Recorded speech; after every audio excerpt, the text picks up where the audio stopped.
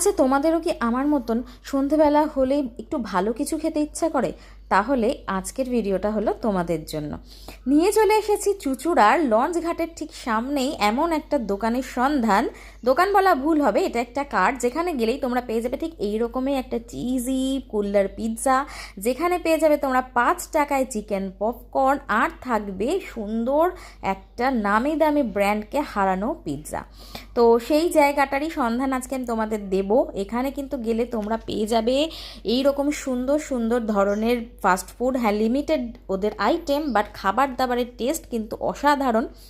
দোকানটার নাম থাকবে সবার শেষে, তার আগে তোমরা খাবারগুলো দেখে নাও। আমরা চলে গেছিলাম আর গিয়ে খেয়ে নিয়েছিলাম এরকম একটা কুল্লার পিৎজা, যেটার দাম মেনু কার্ডে দেওয়া রয়েছে, তোমরা দেখে নিও।